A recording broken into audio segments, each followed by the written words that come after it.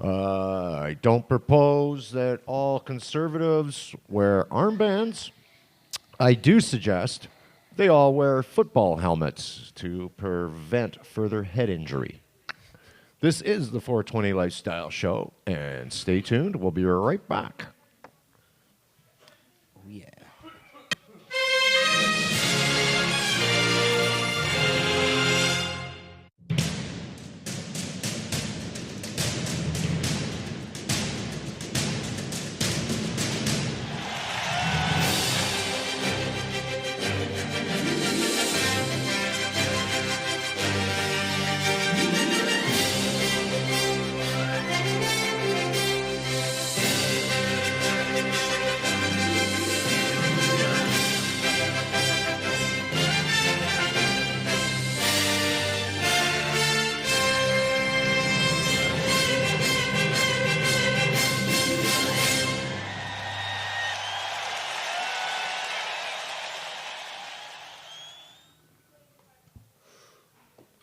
Hello, and welcome to the show. Yeah, number 37, that's right. 37th show here at Cannabis Culture this year, 2015. Wow. Not bad. Not bad. Had a few days off, and of course there was some holidays, like the high holiday of 420 was on Monday this year. Oh, yes. You know, so we've had to skip a few weeks. Good to be here, brother. Yeah, man. Welcome back, Jeremiah Vandermeer, editor, Cannabis Culture magazine. And we were just talking before the show. We haven't sat at the table here and done a show together since would have been 2013. It's been a while. We had the big banana table. That would have been in 2013 when I was coming over from the island. The old Pot TV news desk. I love that desk. We can't find it. Yeah, it's on wheels. I'm still looking for it. Somewhere in this building, I'm sure. I bet it's in the basement. Downstairs. It's in the basement. I know it is. Yeah. Down in the lungs of the of the building. The heavy lung area. Heavy lung. That's what just happened. I was just heavy lung in that. Heavy lung and bong rop. Still recovering. So if you missed the beginning of the show, that is the tweet of the week from somebody that I like to follow by the name of Canadian Cynic over on Twitter. And I will say that again because it's just so appropriate and so damn funny. Please do. I don't propose that all conservatives wear armbands, but I do suggest they all wear football helmets to prevent any further head injuries. That's pretty funny. And I think that's just in reference to the fact they're a bunch of racists talking about the Syrians and trying to, Well, it's obvious that there's something wrong with their brains. So head injury, maybe. Psychosis, possibly. Assholism. Lack of marijuana. Lack of cannabinoid. Yeah. Cannabinoid deficiency, probably. How about lying fascist disorder? Greed. Yeah, that's what I think it is. Yeah. So there is... Scumbagitis. Today's the 327th day of 2015. There is only 38 days left till New Year's. So thank you, Courtney. That's what's going on. How many days till New Year's? 38 days, man. 38? 38 days till New Year's Eve. It's just like 38 days. I'm serious. I check the calendar every Monday just to make sure. And I'm drinking out of my Cannabis Culture mug, by the way, here. Nice one. That you can get in our online store, cannabisculturehq.com. That's right. That's right. Everything you need but the weed online. Everything. I like that. Carly Marley is on assignment. She's going to be away for a bit. So, but we hope to see her back, I hope, in the new year. Yeah. Well, she's not feeling good today, but she is going to be visiting her family in Ottawa for a bit, for the Christmas holidays. So she'll probably be corresponding from Ottawa. I think there's a lot of stuff going on there that she can go check out. I believe we're going to get her on the show via Skype or some other. We'll figure it out and have her to still be contributing. Yeah. And I haven't confirmed, but we're hoping to get Jamie Shaw back on the show next week. Yeah. So that should be fun. I was at the a murder mystery dinner last night. She was there as well. We had a lot of fun. A lot of laughs. Who killed the turkey? Who killed the turkey? Yeah, no, there was no turkey involved. It was actually a Mexican. What'd you have It was for dinner? Mexican. Mexican? It was Oh. Mexican, and it Who killed the was burrito? amazing. One of the guests, actually, her better half is a professional chef. So we were treated to an amazing dinner. Nice. It was wonderful. Good company. Mexican's my favorite. Oh, yeah, it was awesome. It's the best damn burrito I ever had. Megan's smiling Megan's now. like, yeah, she's like, yeah, Mexico. Mexican culture. She's Yo. Mexican. Yeah. Yeah. Yeah, Go, Mexican girls Mexico! as well are awesome. Viva la Mexico. Yeah. Little did people know, because of your green hair, they don't know you're Mexican. That's right. You know? Yeah, the green hair is not really the Mexican No. trait. Most people think you're from Saturn, but yeah. Well, that's yeah. Good. No, God. Oh. We need a Megan cam. There is a Stoner Advisory cam on the Actually, actual you know what? I got the laptop. Did you know that? I got the freestyle cam. There. But she's got her own cam. If you queue it up in ManyCam, yeah, there you go. I know, I need to cue it first, though. So. I know. Well, you can cue that. We'll just leave that. I'll There hold you it. go. Oh, yeah, so I'm just up there. We got the crowd here at 307 West Hastings. The crew chilling. Changed the setup a little today because you were coming back. I thought, hey, perfect time to get the table back out. Man, I'm really ripped. That You're bong ripped. rip. Bong rip did it, eh? I'm bong ripped. Well, it's good weed we're smoking here. What are we smoking? We're smoking a blend of Sugar Jack and whatever was in that little container that I Sugar threw Jack. away. That's cool. Yeah, but What- they're both what is pretty. that? They're both strong pot. It's like I think it's some kind of Kush, Oh, Kush cross of some type. Nice. Some kind of like indica or something. It's pretty crystally. It's not bad. Here, check it out. Duchess. It's right here in this bag. Let's see that. Freestyle cam it? Yeah, we will. should freestyle Oh, no, of cam it. course. The nuggets. Looks good. It smells okay. Sorry. How's that Here. looking there, Megan? Looking good. It's focusing nicely. Bud cam. Bag of bud. A sack of pot. Sack cam. Sack cam. That's all right. sure That's enough about of that. that We're not one. going anywhere Yeah. more with that one. Let that drop right now. Let that drop. Speaking of the sack cam, Jeez. can't drop it. Yeah. No. All right. Hilarious. But I Very thought funny. I thought I would. Speaking You're a of, wordsmith. I thought I Look at get. this. I don't know. If somehow I was just reminded of this story. It does smell like a kush. It It's does, very aromatic, flowery, cushy. It's kind of. It's cushy. It's hybrid cushy. It smells like potpourri. Potpourri. It does. Could be my. That Kush to me has that kind of potpourri-ish scent. It smells like it should be sitting on the back of the toilet or something, you know? What kind of future weed is that? Well, we're talking about Kush here. Back of the toilet Kush. Yeah, that's right. I like that. Potpourri Kush. I like potpourri Kush better than back of the toilet Kush, but either way, it sounds appetizing. Toilet shelf Kush. Yeah. Toilet duck Kush. Deck Kush. All right. That's Moving enough. on. All right. That reminds me of this story. Yeah. Oh. Right. What's did I next? tell her? Are we talking about the Pope next? It's the Pope. We'll talk about the Pope.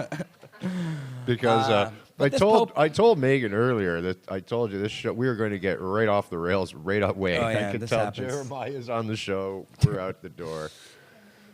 When does the Okay. show ever follow any sort of rail? Oh, The rails are off the rails. yeah, that is the rail. Yeah. There aren't any. They got the rails crossed. We got rails, but we have no ties. So anyhow, the Pope. Let's Pope. get to the Pope because it was toilet humor. And that always what comes to mind when you're thinking of toilet humor is the Pope. The Christmas festivities, though, will seem empty in a world which has chosen war and hate. And this is from Pope Francis last Thursday. As Christmas is approaching, his message was, unusual and unexpected, Yeah. to say the least. By a lot of people were surprised. A lot more people weren't very surprised. Was like, gee, it's about bloody time.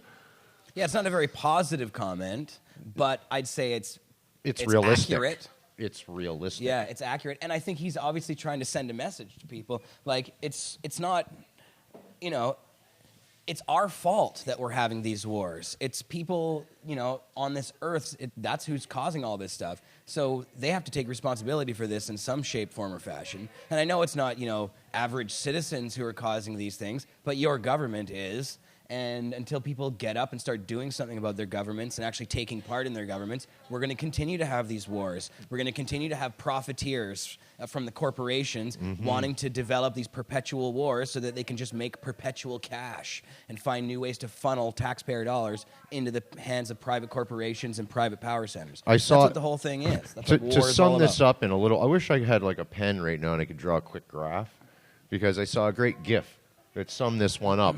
And it was like a circle, like the globe, and then at the top end, there was a whole bunch of like buildings, you know, like industry and little smoke. And then coming out, one side was tanks. Coming out the other side was planes. Oh, yeah. And they just kept bombing each other at the other side of the world. Yeah. Just blowing each other up. Well, it's Like a tank blows up a plane blows said up a this tank, before and it just round and goes. I said it before on Pod TV that the best way, if you were a corporation, what would you want to manufacture? Something that is disposable for the most part, because you need to make more of it all the time, so you need to continue that cycle. Bic lighters. Right, yeah. Or and you notice that corporations that make products like washing machines and cars and stuff, they're becoming more disposable all the time. They need to be repaired more often. It's that planned obsolescence thing. You often hear, but the best would well, be we could fix it, but it'd be cheaper just to buy a new one. Exactly. That excuse, yeah. Exactly. You hear that excuse. Well, the best way, if you had the best corporation you could design, would be a corporation that makes something that you blow up, because then you have to make more of it right away. After you blow it up, it's just gone. You use it right away and it can't be used again. And better yet, if it blows up some area of land where then you can send in your other corporate entities to rebuild something and get more money from the taxpayers. Oh, yeah. It's called disaster capitalism. They just want to blow shit up and then make more of everything, because that's how they make their cash. And they get the taxpayers to pay for it. Absolutely. Yeah. No. Bastards. But, you know, things like what happened here in Canada show that people can stand up, and I don't know how much better Justin Trudeau is going to be on some of these issues, because he's kind of a neoliberal, you know, he's Well, not, I mean, you know, these guys are all he's part of the handcuffed. same economic system that Stephen Harper's crew is part of. Oh, for sure. But, So- well, it's because our country, we're tied in. Like, there's no other way. We're tied into that whole economic Well, we sort have of- all these international treaties that we are part of now, these, you know, But, you know, trade agreements and things like that take the power away from us as citizens and put it into the hands, again, of lawyers and corporations and things like that. But the good news is, and that's kind of what I wanted to keep focusing on, you know, the positive side. Yeah, not like the Pope. Not like Harper, and, you know, that we're past that shit. Yeah. We But might be able to turn this around. This is like, you know, the Pope said to, you know, what did he go? He talked about, he said, Christmas is approaching. There's going to be lights, parties, trees, nativity scenes. He says it's all a charade. Good call. For a lot more reasons than what he said, but it's a good call because it is a charade. The world continues to go to war, and it has not chosen the peaceful path. That's what he said in a sermon. He said that there's wars today everywhere and hate. After the worst terror attack in French history, the bombing of a Russian airliner, double suicide bombing in Lebanon, and a series of other deadly strikes. Mm-hmm. So, I mean, you know, and that's just a short list. That list is just this year. This has been going on year in, year out. Like you say, you know, I've said it on my show many times. The United States is the world's largest arms dealer.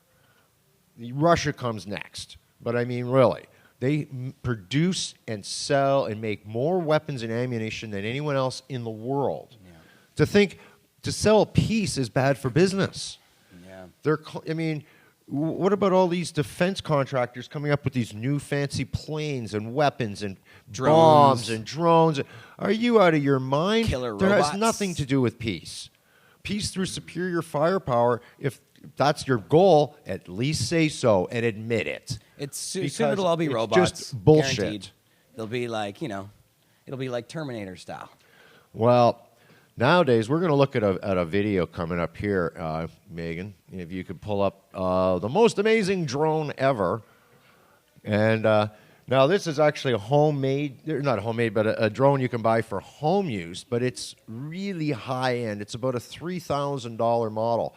If you're familiar with drones, and I'm a big fan, I've showed lots on the show. Mm-hmm. Yeah. I like the Phantom is a really popular one that took the place by storm. That was actually crowdfunded. You know that?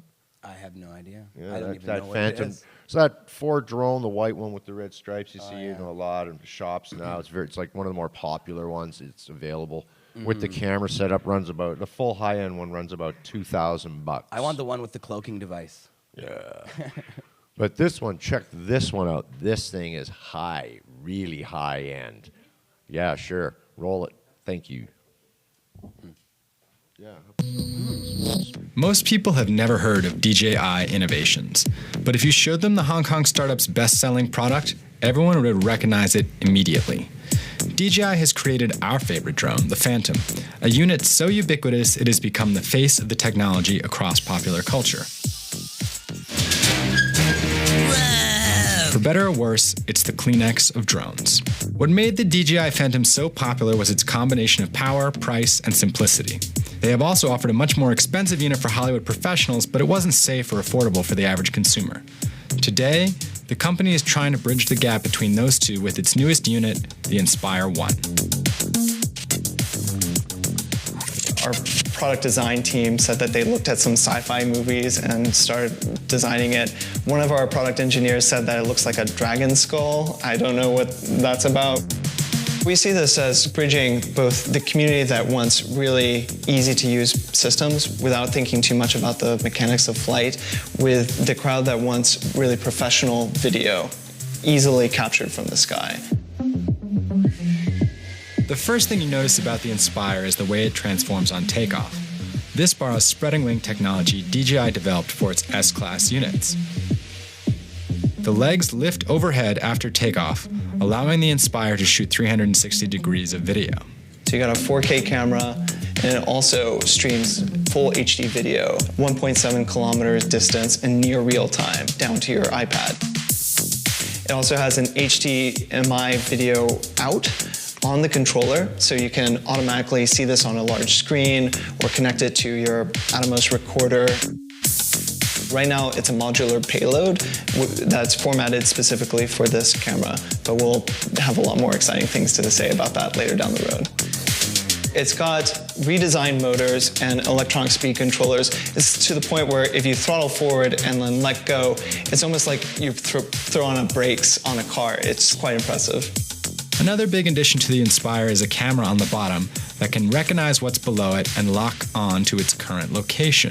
When you're flying outside and you're not sure if you have a GPS connection, fly close to the ground and you'll be steady. The Inspire can offer a dual operator mode with one pilot and one cameraman. It's still possible to do both with one person, but adding another set of hands allows for more flexible and fine-tuned shooting.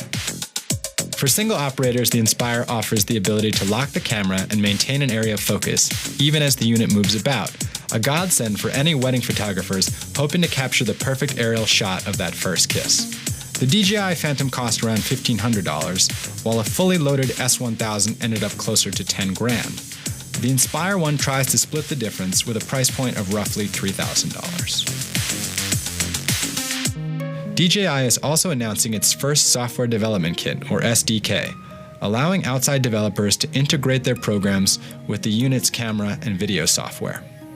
There's some applications looking at 3D mapping that we're really excited about. There's a whole host of applications that we never really realized that these aerial systems were perfect for, but people are using the systems to explore. The Inspire 1 marks another big step forward in the amount of power and photographic capability available to the average consumer, at a price point that won't break the bank. That, in turn, is a reminder of how little safety and privacy regulation currently exists in the US. With $3,000, anyone, no matter how old or inexperienced, can purchase this unit and start flying it the same day. When people start thinking about this technology, they recognize not only the form factor of the Phantom, which is pretty iconic at this point, but also how easy and accessible it is to use so that even Cartman can fly it. Dude, no way! This thing is so epic! There definitely is that question of how do you integrate this technology into the airspace safely and that everybody's following the rules. An Eyewitness News investigators exclusive that's gaining a lot of attention tonight. How was a man able to fly a drone over the busy streets of Manhattan? From our perspective, we're looking forward to a lot clearer rules in the US. In several other markets like Japan, Australia, Germany, there is already that framework in place, and we're seeing a lot of success. One of the things that we've cooperated with the Australian and New Zealand governments with is creating a document that says these are the best safe flying practices. And with every Phantom sold in those countries, you get that pamphlet that says you can do this, you can't do this. We think that sets a really clear tone for what's acceptable in terms of best safe flying practices. And if you don't follow those practices, here are the consequences. The other thing to consider is that with any new imaging technology, there's always this question of privacy and appropriate use. So on the one hand, you have governments implementing privacy rules that help protect people's privacy. On the other, there's a bit of social etiquette, like you don't take Google Glass into the bathroom, or you don't climb a tree with a telephoto lens. So those are kinds of things that I think people will start to understand a little bit more as the technology becomes more commonplace.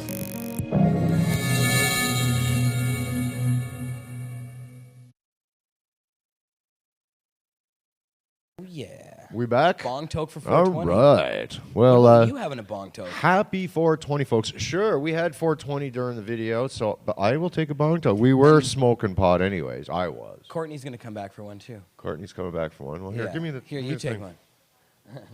Give me the thing.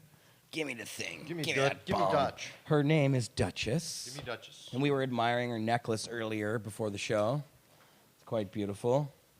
And Courtney gave that necklace to her, actually. Yes, Duchess is the co-host of my show on Fridays, Cannabis Culture News Live. Longtime co-host. Since my last co-host, Princess, isn't with us any longer. They're sisters. Oh. There you go. All right. Thank you. Bong ripping. Anyhow, that's you saw that was probably the coolest drone for home use or even amateur use that I've ever seen. The chat was asking questions. How much shatter can it carry? How much? I think it'll take a All pretty of it. good payload, especially if you take the camera off. I imagine. All of the Well, you shatter. increase payload to probably, enough to get the cops freaking out and Oh no, putting you want out a shatter cam. You want to see putting this out the shatter statements. flying over the world. The retraction, I know. But I thought that was pretty good, though, that the Vancouver Police Department put out a tweet about children succumbing to this evil shatter, killing themselves. The shatter. The shatter scare. Yeah. It was the... I know, yeah. okay. Al said a guy was breaking off a dab and slit his wrist by accident. Yeah. That's how sharp that just straight shatter insanity. is.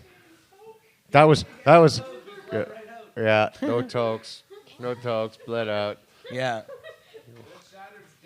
But And that's then we smoked the shatter after. anyhow, it's so funny they came out. They were pretty quick to come out and offer not just a retraction but an apology. It was more than a retraction. They actually apologized, but they didn't go far enough as far as I'm concerned. They should have apologized and gone further and explained what they're apologizing for. Like, Yeah. we're apologizing for this, Well, they said this that it wasn't- ridiculous hysteria and causing propaganda bullshit. And they should also have said who they were dragging out and why that person. I mean, we wanted They to know said more. it wasn't accurate. We want more than that. Yeah. Not accurate. Al's got it here. Al's Wait. got it. While well-intentioned, our tweets about #shatter Hold on. have been deleted. Our apologies. Yeah. We'll They do can't- better They in can't the hear you, future. but I'll read it right here. While well-intentioned, our tweets about shatter weren't accurate and have been deleted. Our apologies. We will do better in the future. What a crock Or of in shit. future. Sorry, there was no the. What is in okay? In So future. in future they will tone it down or like this, tone down the rhetoric. I'd like to know exactly what. Well, I hope so. We should be phoning them up and asking them. Maybe they were. Somebody at the VPD must have been smoking that psycho shatter. Oh fuck! Yeah, making them all wacky. What did they said they got it at a truck stop or something, or wait at like a vehicle stop? The vehicle stop. They stopped somebody and they probably searched them and went, "Oh my god, he's got that But how dab does that- shatter." What does that have to do with people going psycho? I have no idea. It's just more. It's just repeating some of the hysteria that's coming out of the States.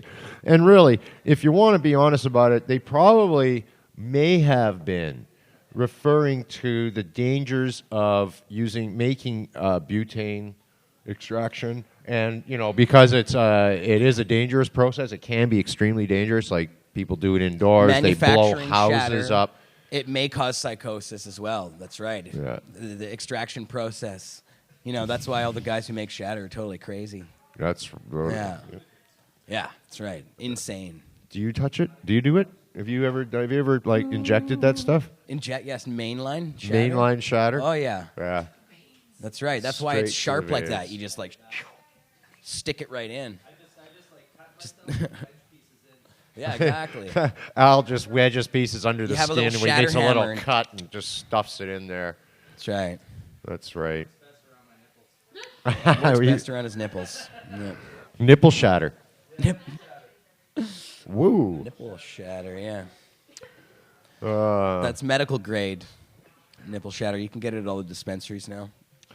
So I hear, did you hear Winnipeg is looking at selling pot in liquor stores? Wait, who's looking at that? Winnipeg. Yeah. I didn't see The this one. impending legalization of cannabis has sparked a formal effort in Manitoba to determine how marijuana ought to be regulated and sold. In other words, they're wondering how can we jump in here and get our piece of the pie with legal pot, and not just piece of the pie, but how can we control and regulate? Because as it was pointed out, I think Mark wrote the article in the Georgia Straight. Yeah. That the regulation now is the new prohibition of cannabis. Absolutely true. And they still talk about it in the sense that, like, it's no good, we need to be protected and limited, and, we're going to have to, cut down on the percentage of, like, how strong it is. They want to sort of cookie cutter the whole thing. Yeah. But they still look at it as, but it's bad, like tobacco or something. It's still looked at with negativity. Yeah. And even if you're going at it from, like, in recreational use. Yeah. So, I mean, we got to fight back right now. The stigma's not just going away anytime soon either. Not at all. No. The stigma is not going away. Well, it will go away if all the stoners come out of the closet and just go, yeah, right on. Stoner advisory. You should come and have the bong toke. Bong toke. Bong toke. Bong toke. Here, you come take the bong toke. I'll get out of the way.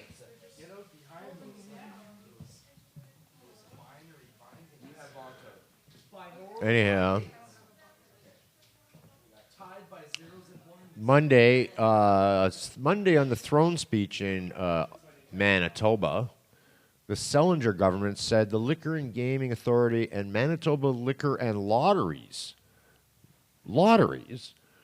will be well positioned to regulate the sale and distribution of marijuana in a safe and socially responsible manner once Justin Trudeau's Liberals make it legal to light up.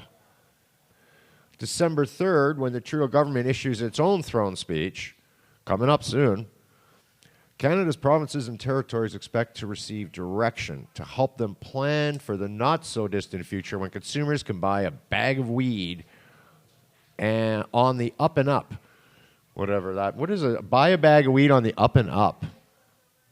It's almost like, that's saying that right now we're all horrible criminals or something. What? We're on the down low? No, I'd say that weed sales are pretty much on the up and up right now, just going to any dispensary, see how they operate. It's pretty much on the up and up. Even if it's just recreational, you just have to join the club and they will sell you marijuana on the up and up. And taxes are being paid at that level. because there's been a few places that have had tax notices given to them. We know of our friend Ted Smith. I don't know that guy. Not Just a year or joking, I so love ago. Ted. Year or Ted's so my ago, man. Ted got a Ted's the man. tax notice. Remember? What happened? Oh yeah, I heard. Yeah, I Cannabis remember. Buyers Club got a tax bill for over $100,000 Yeah. from the Revenue Canada Well, I a few think years Ted ago. kind of stepped back a bit from the Cannabis Buyers Club. Oh no, he did. They worked that all out, whatever. But I mean, now all the dispensaries charge the GST or HST or whatever. They all, because they don't. That's what Al Capone went down for, man. Yeah. Tax evasion, Yeah, right? it's true. So the government doesn't. They're not so worried about the weed anymore. They don't even seem to care if it's recreational. They just want their tax They dollar. want their money. So Yeah, Ted to is insinuate the amazing, by the Manitoba way. government to insinuate it's not on the up and up now. Yeah. It's like, what are you talking about? Taxes are being paid. And it's not even legal, and taxes are being paid. This Yeah. is what And why the stigmatism still is just Look beyond. at what's going to happen. Well, I mean, in places like Colorado, where there's just a massive influx of cash coming in because of legalization. Huge.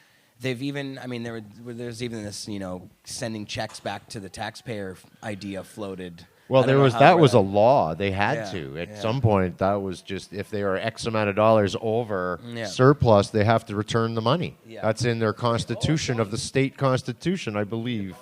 And I actually believe it is their constitution, is actually what it is called. Hey, that was like a nice cannon. Who rolled this one? Nothing like big Courtney bats. rolled this one. Nice. Did you roll that? Wow.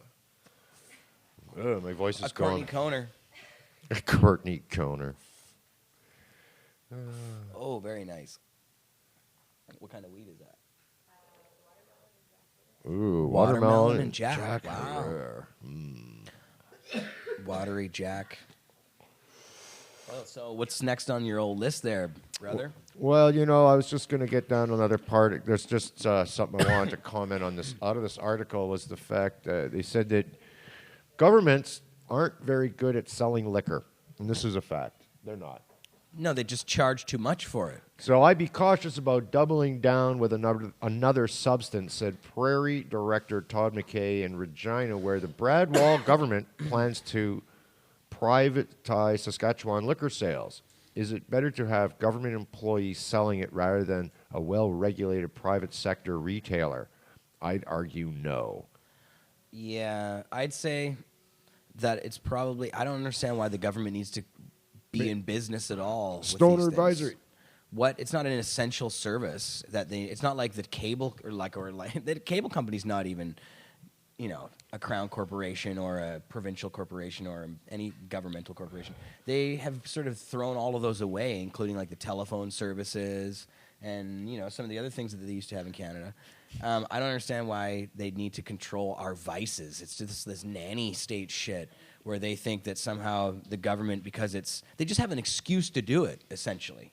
Well, Because they say it's bad for us. when I turned 18 and I could legally drink, there was nowhere to buy alcohol on Sunday. You either went to Quebec or you went to the States. Yeah, and how does that help you?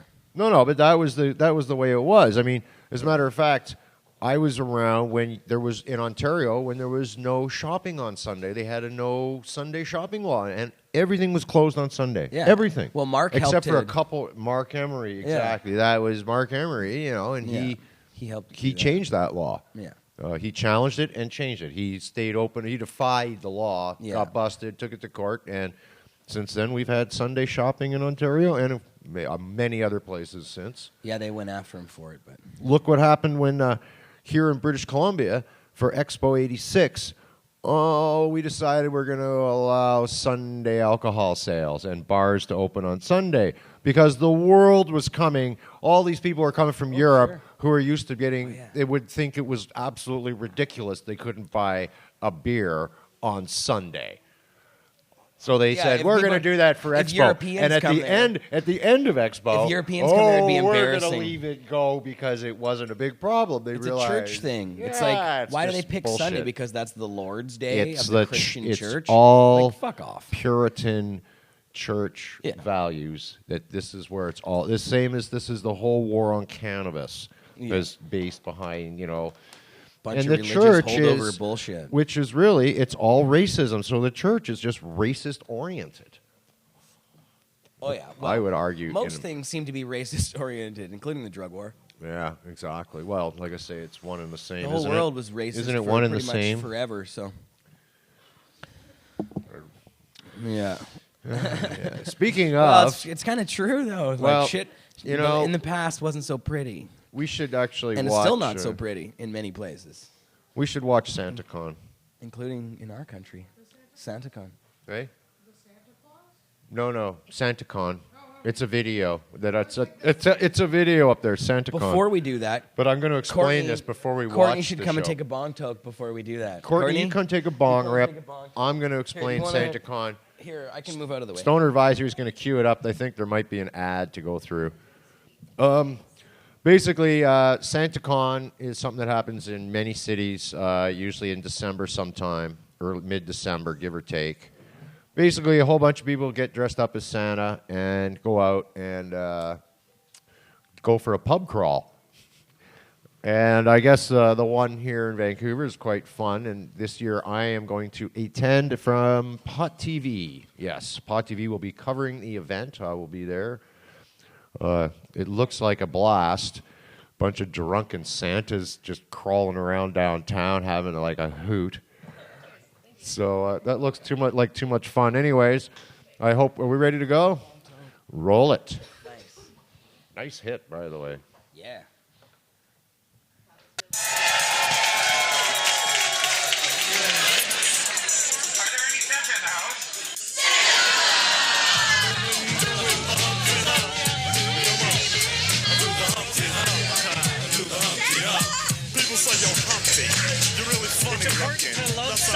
I get things cooking. You stand, it's also important to love your sound. But you can't get near me. I'm giving one C on the floor B. All the girls, they adore me. Oh, yes, ladies. I'm really being sincere. Cause in the 69, my Humpty nose will tickle your rib. My nose is big.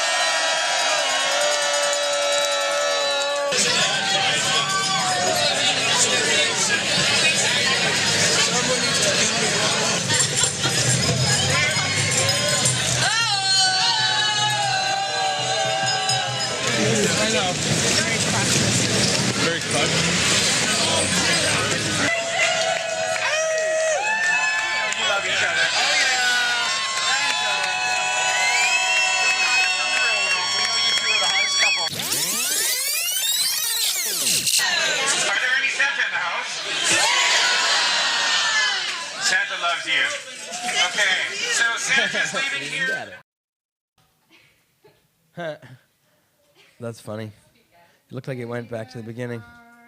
Nice. Yo. Yo. We're back. Bye, Courtney Pie. Just saying bye to Courtney Pie. Bye, Courtney Pie. Bye, Courtney Pie. So that there you go. SantaCon. So you're covering this whole thing? I'm going to be down there covering this for Pot TV. Now, are these Santa smokers?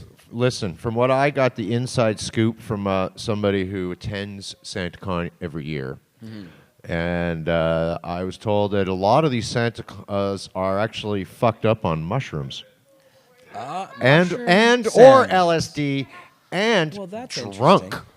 So, Well, it's quite evident they're drunk. Yeah, but I think overall it's just like, let's get high and fucked up and do this whole Santa thing. I think that's why most of them are wearing sunglasses. I bet everyone wearing sunglasses is like high on shrooms. You know, I would probably guess. But that part about just like crashing the Hotel Fairmont, that's a high-end hotel downtown. I think that is hysterical. You know, there's an interesting story here because Santa Claus's costume. There's a bunch of different historical sort of ideas of where it came from. One of them is that it came from Coca-Cola, and Coca-Cola actually created through Norman Rockwell paintings and advertisements this whole idea of Santa Claus. Well, that's true. They popularized that. Yeah. But it's not entirely the whole story because evidently the original stories come from earlier associations of Santa Claus with the Amanita muscaria mushroom. I was going to say this is a mushroom thing. Yeah. That's why I think some of these people go there and high on shrooms. And there's even I'm not sure entirely how credible. Yeah, but it's a pagan thing. Oh yeah, Yeah. Totally. Yeah, but there's even BBC articles about the Amanita muscaria mushroom and how reindeers eat the mushrooms and have some sort of a psychedelic trip. That's how they fly. That's how they fly, and that's why reindeers are associated with Santa Claus flying reindeer because they're high-flying reindeers. Makes sense, yeah. It's like Puff the Magic story, Dragon is, a story about something else altogether, too. Puff the Magic Dragon, yeah, definitely. Alice in Wonderland, down the rabbit hole. What's that, Victoria? She liked the Santa Claus story. Yeah. Well, yeah, that's And true. down the rabbit hole we go. It's definitely mushrooms at Christmas time. When's a better time? You take them first thing when you wake up Christmas morning. This is our Lewis and then Carroll you really moment. see Santa come down the chimney. This is our Lewis Carroll moment now. Well, yeah, exactly. Yeah, down the rabbit hole. Exactly. Well, down the chimney. Speaking of, I don't know if I can actually give this information out now. Maybe I shouldn't say anything. But I will say that starting tomorrow, just tell us what it is. Stay tuned to Pot TV. Stay tuned to Pot TV because the first installment of Toking Tuesdays with May Moon will be up tomorrow on the Pot TV television network. Yes. Also at 3 Happy Cats TV at YouTube's channel. That's just 3 Happy Cats TV, or looking 3 Happy Cats on YouTube. You'll find it there. It'll be all over. We upload it to Facebook too. That's right. Pod.tv. It gets separate uploaded everywhere. We find it works best. Yeah. You can always find everything at pod.tv. That's the place to go. Everything. I mean, I don't even go to Wikipedia anymore. I just go to pot.tv right. and you can find essentially the same thing. Yeah. Yeah. I was looking up a science question about corn. Found it at Pot TV. Oh, lots of science questions about corn answered on Pod TV. Recipes, hairstyles, Pod TV.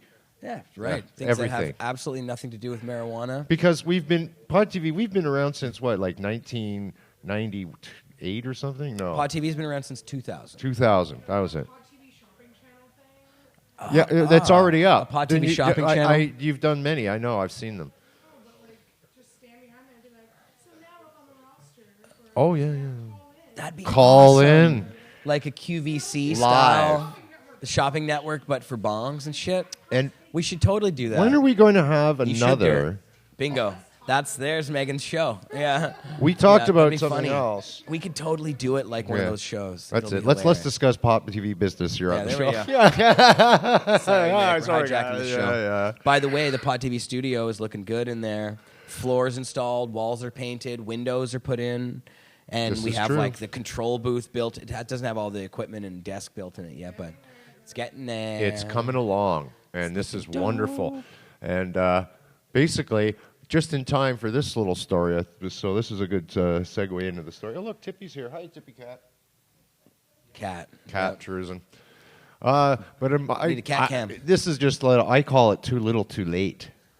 But news about down the pipe now that here in Adirondack, Canada, but cable and satellite providers now must provide this is what they call it: skinny basic packages priced at $25 a month to every consumer by March 1st of next year, according to the CRTC. Yeah, but I don't really trust it. I think it's a way of getting more money for these companies. Oh, well, they're just going to screw around with it. But, well, it's because here's the option. Federal broadcast regulator laid out the timetable for changes to ways television signals are distributed across Canada. In addition to the $25 package, cable and satellite providers must move to a pick and pay system or offer small bundles of channels. Guaranteed, it's going to all be small bundles. Not to me. I don't think they're going to come out with that pick and pay because that's what people want. I want to be able to call up and say, "I'd like one channel, please." That's it. Yeah, And they're going to say they're going to end up. But if you buy the bundle, we'll save you. Da da da. That's how it's. They're still going to play that fucking game. What I'm not unfortunately. Uh-oh. Oh, what's going on? I don't know. I'm ringing. Okay. What I'm not getting though is does it have to be? Is it 25 or less, or is it 25 straight up? Because what if they want to offer a package to people for less than that? Is it that it has to be a uniform $25 for all of the companies? Oh no, I think 25 is a cap. Okay. I'm pretty sure. Well, that's fair enough. Yeah. No, I believe it's a cap. But I did read a few articles, just breezing through headlines that didn't look. People were criticizing it and saying that there's some way that the cable companies are making more money off it. The thing about the CRTC in Canada and the FCC in the United States is that they always cave to the corporate pressures that are there. And historically, at least in the past, of course they do. 25 years, everything that the CRTC has done has just handed over more power to a very small number of corporations again. And, in Canada, we have the most highly conglomerated media of any industrialized nation in the world.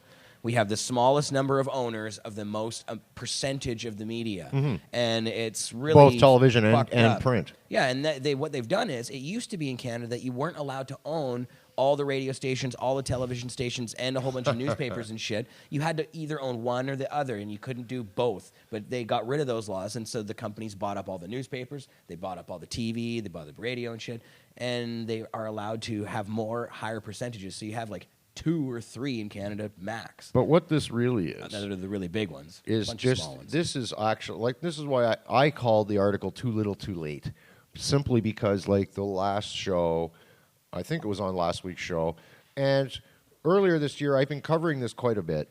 The amount of people, the percentage of people that are cutting the cord, that are saying "fuck cable, we're done with cable." They just don't want cable anymore. I don't have cable anymore.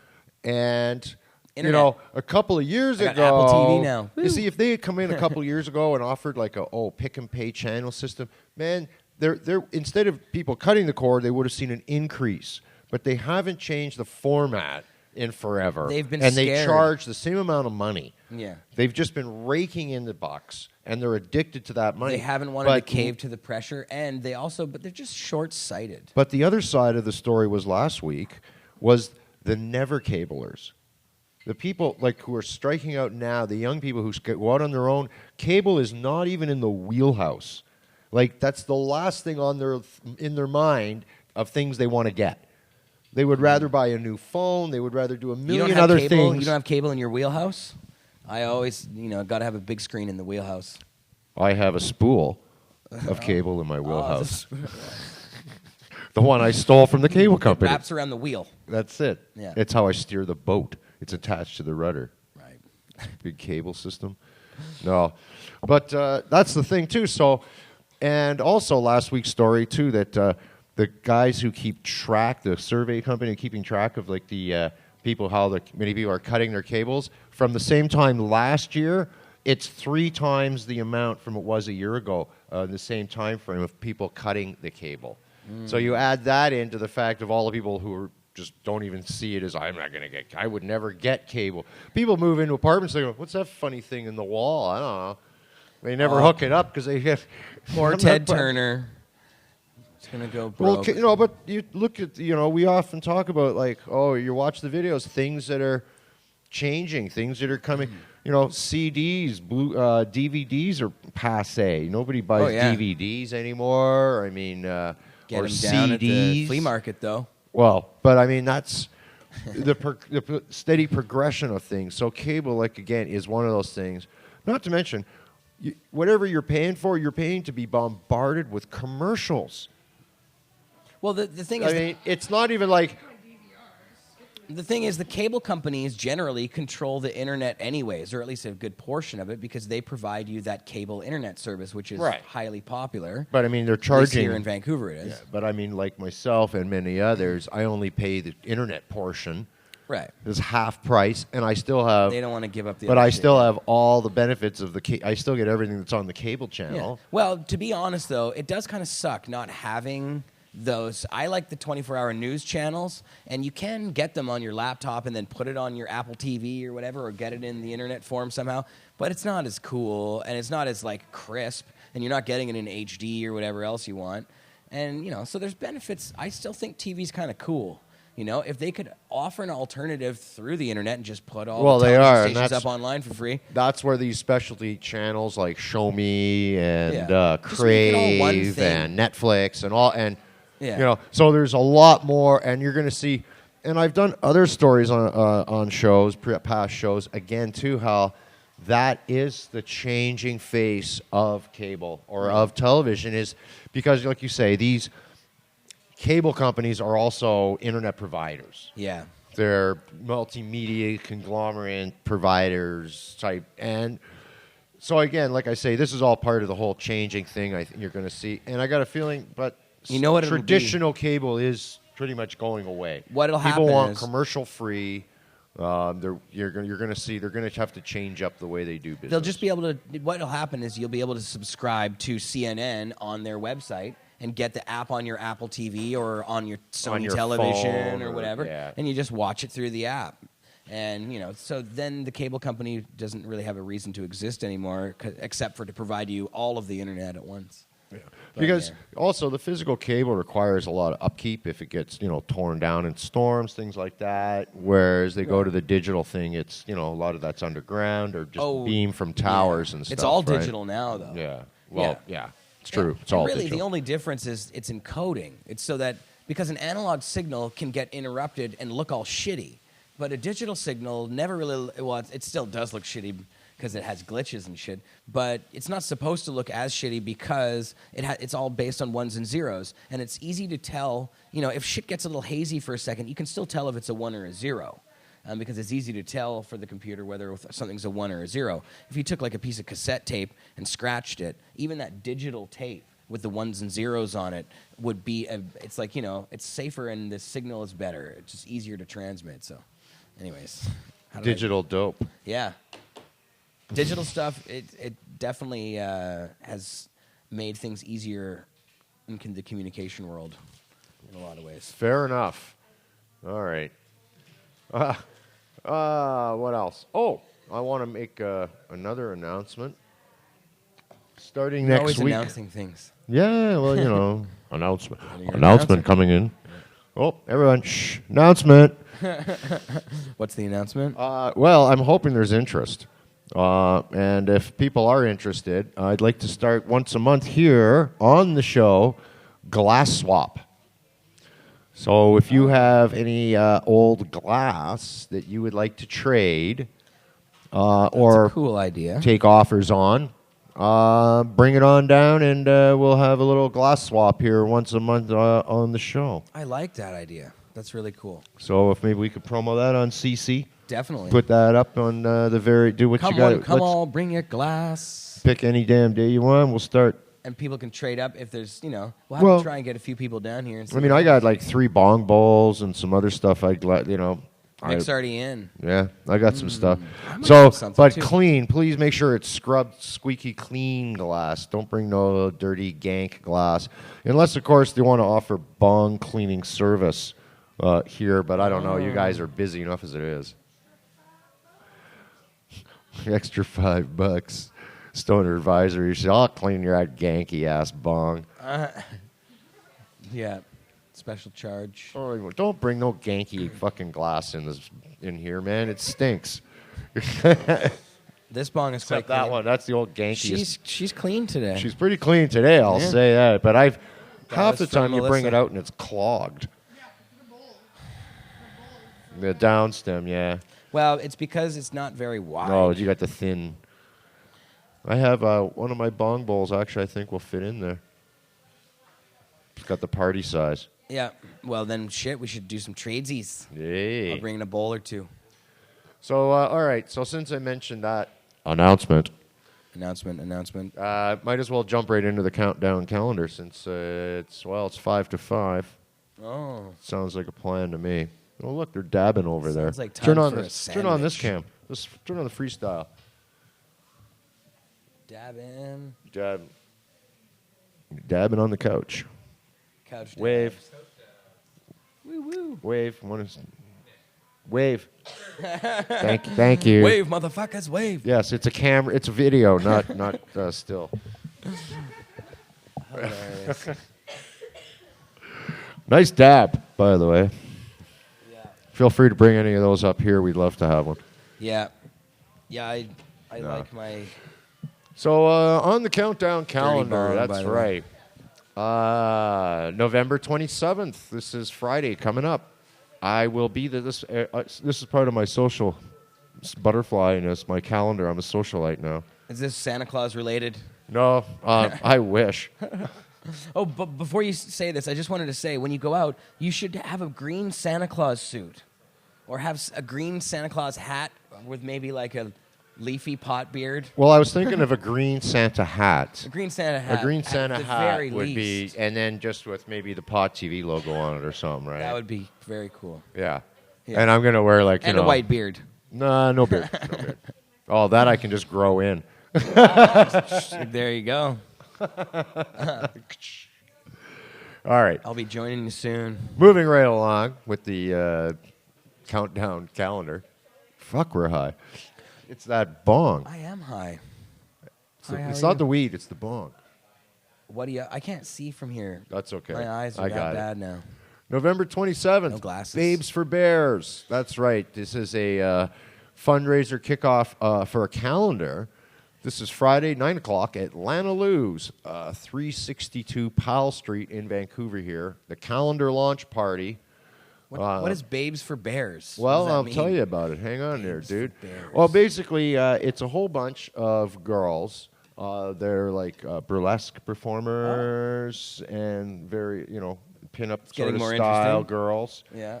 And they've done a photo shoot, so they've got this calendar, and they're selling these calendars. Okay. And so this is the calendar launch party at the bar. There's going to be live music, hula hooping, go-go dancing, burlesque, merch. So merchandise, models, signing calendars, and plenty of photo ops. Is this to Featuring like, performances. Proceeds go to protect the endangered bear. Actually, they go to protect bears in China to stop the gallbladder harvesting of bears of the China bear or whatever. I forget my the guess was type close. of bear that the Himalayan Good bear, guess. whatever. But yes, The very Himalayan close. bear. It is to stop the.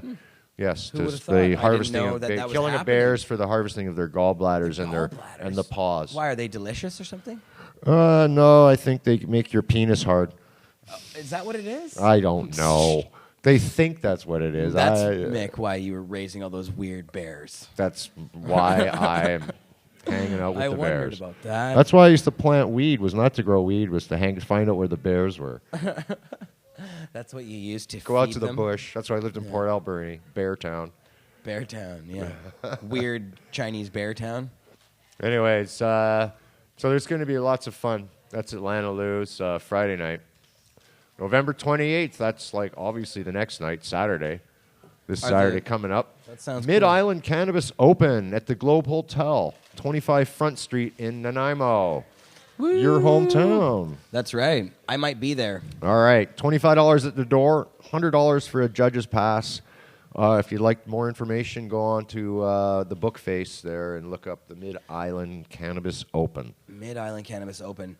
Yeah, Sunday. it should be exciting. Oh, yeah. It sounds cool. Nanaimo's great. They have 10 dispensaries now. They're in the back. This is where ground zero of the war on dispensaries is happening, with the police sending threatening letters to 10 dispensaries. Well, actually, I'll talk about that in a minute because I'll just run through the calendar and then we'll come back to that. Yeah. Remind me of this one. Yeah, I keep All right. interrupting your calendar. Sunday, November 29th, Zappa plays Zappa at the Commodore here in Vancouver. I will see you there.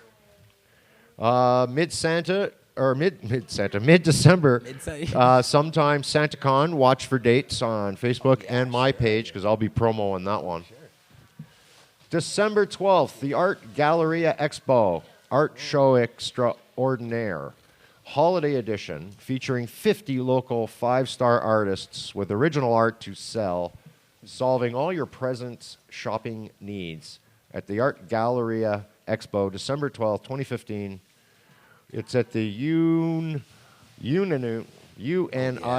nightclub. Oh, beautiful. Thank you. Original costs, art from $50 to $500, no commission, so you get your money goes straight to the artists and you get the deals. And there's going to be entertainment and such there as well. That's at 473 Adelaide Street West in Toronto, backdoor entrance. There's no tickets sold in advance, $15 at the door. Must be on the guest list. RSVP at the Facebook events or Art Galleria at speakerboxvision.com. All right. That's the countdown calendar. That's what we got going on. Beautiful. There we go. Dun, dun, dun. So what we were going to say, something I said to remind me about, well, it was on the calendar, so I'll figure it out. What was it? Remind you? Yeah. Well, you're going to bring Nanaimo. something up. Nanaimo. Dispensary letters from Oh, the yeah. RCMP. Nanaimo. That's right. Let's talk about Nanaimo. Let's Well, just first talk of all, about that event is Amanda Oram is involved.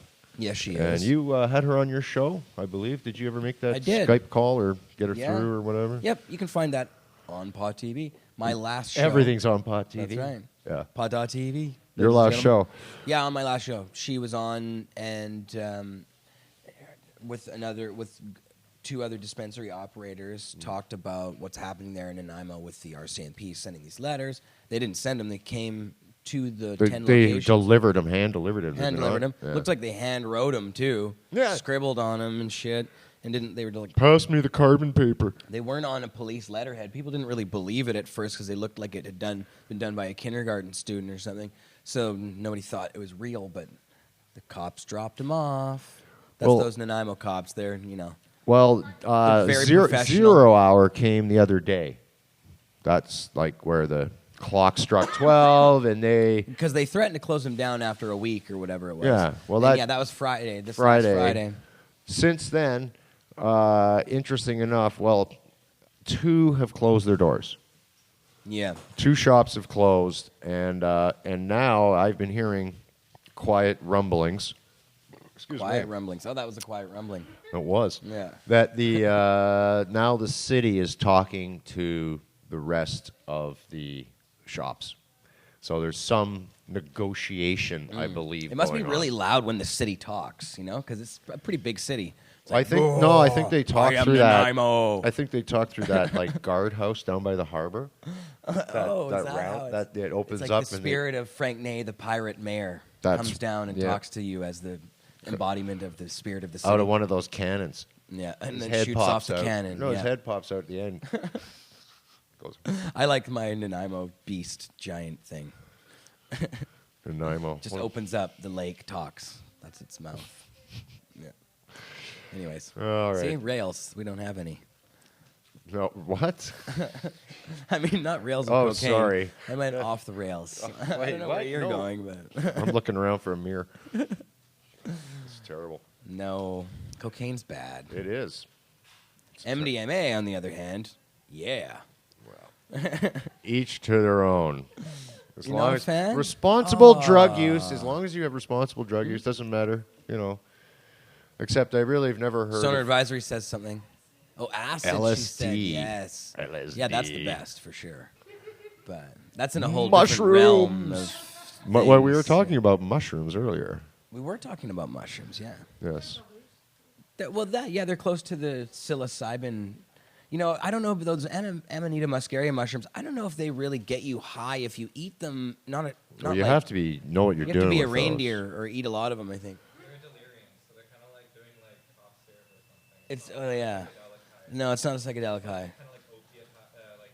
Yeah, you get kind of it's drugged up. yeah, It's like cough syrup. Yeah, it's like lean. Yeah. Anyhow, Right. that was a good noise. Uh, She just went. yeah, that's right. Speaking of, so She let's just wants a watch. little perp in Let's her watch cup. this video, Ben. We're gonna watch this. I think you know which one I want. Right at the top. Mick? Dab? Yes. Is it ready to go? Yes, sir. Carb cap on the bottom? A bit to get the water percolating. Mm-hmm. Just don't take a swallow like I did. Though I love a good swallow. Sorry, can't help myself. On this show, it's allowed. All right, we got this up. What's going on? All right. Video rolling. Check this out. Today, probably today we time. have to do this because it's appropriate. We fart at France. Oh, okay. Today's the day we fart at France, and Rob literally is hauling ass.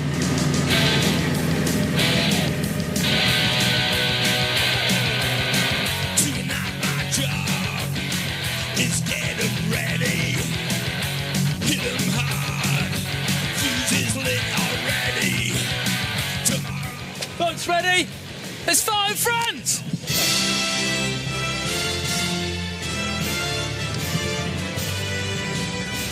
Fart at the French. This noisy neighbor's gonna break down your door. Fart at the French. Fart at the French. Fart at the French. We will fart in your general direction.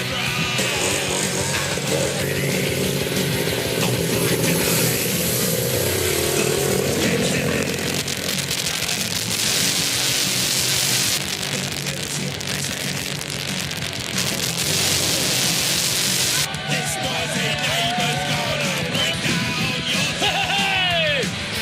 Fart at the French. Does anyone have a phone signal? Fart at the French. 0795. Hello? Right. Did you hear anything or did you not? She did! She did!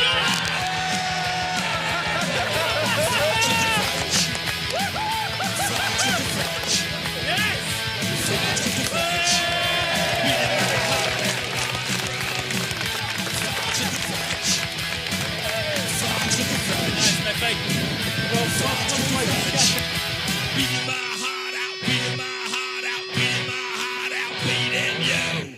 So far, we've only got verbal confirmation that this thing worked. The bit of video that I've been shown is basically quite a lot of wind noise, so you can't really take anything from it. But I have had two people say they did clearly hear a kind of a muffled mumbling coming over the water. So, can't say for 100%, but we're 80% sure it worked.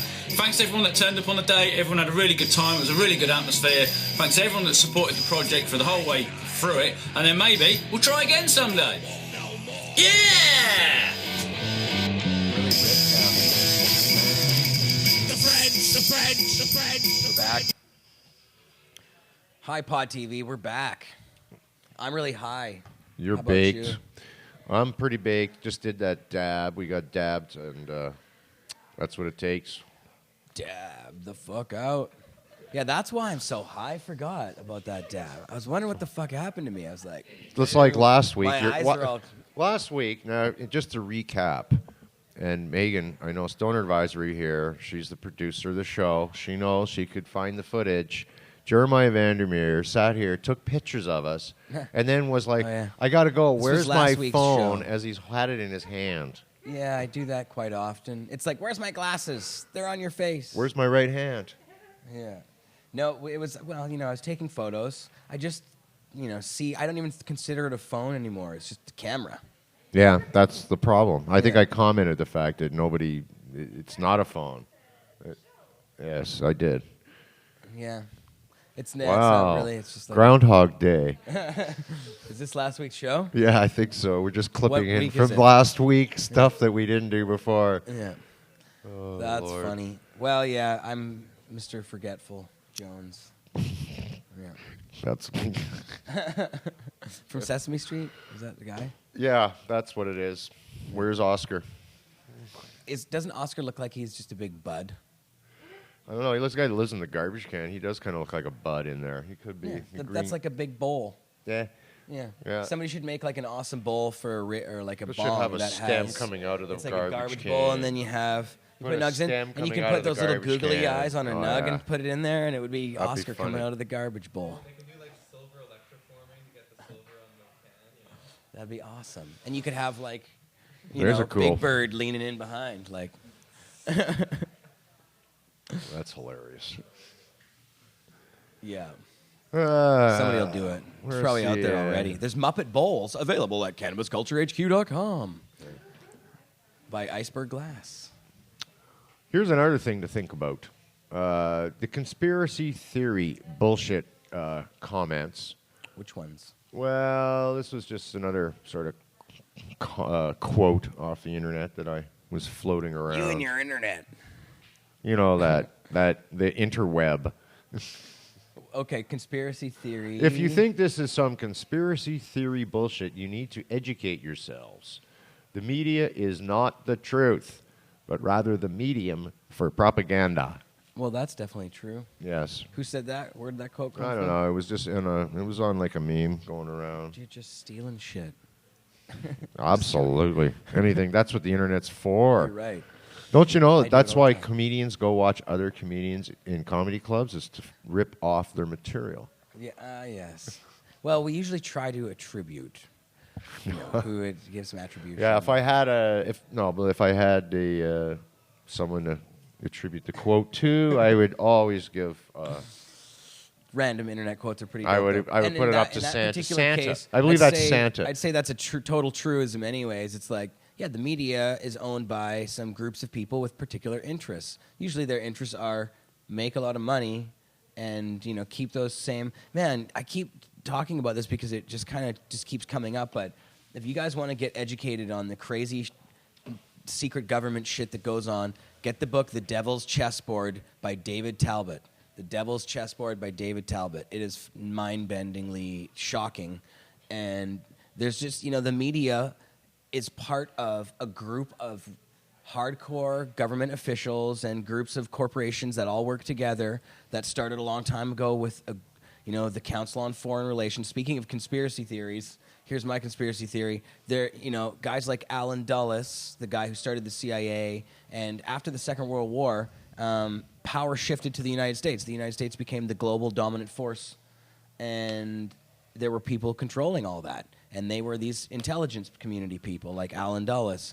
And, these media entities that are corporations, they work directly with the government. It's essentially what fascism is. It's corporations working directly with the government, just like in Nazi Germany, where you had IG Farben working directly with the government and these other corporations working, if you look up the definition of fascism, I think they attribute this to Mussolini, saying they should more rightly call it corporatism because it's the perfect link of government and corporations. Yeah. Yeah. So, but I'm not sure if he actually said that or if that's just a misquote, but. Well, I'm not sure myself, but you pretty much. I went off the rails again there. People talk a lot about the government is just the puppets of the corporations. Yeah. Right? They do the I think- corporate bidding, and we all kind of. I don't think the Nazis really lost the war after the Second World War. They just imported the economic business model to the United States and pretended, and now still pretend, that it's like some form of capitalism when it's really not a free market thing. Well, here's the story I was going to get into because we did fart at France. And there is a reason behind that. First of all, just because that's just a funny video, and I thought I'd throw that up there. But Is that your comment on the recent attacks? that's all I had to say on that. No, that's not it. But I just thought, And that wasn't even about that. That video is like older. It's from this guy builds those engines. It's totally separate, and I'll show more videos of that guy and more shows on other shows, and you'll see where it goes. It's completely separate to the Paris attacks. Yeah. But this is because there is this article I found that I wanted to mention. This is after Paris attacks, France's National Front pursues a campaign of fear. And this is so similar to what we would have just had and what we did have under Harper's government with the attack that we had of that gunman in Ottawa a while back. So this writer says he's going out on a limb here and predicting global interests in the result of local elections in France next month, because there is France. See, a lot of you, they don't even tell you about that. France is going into elections.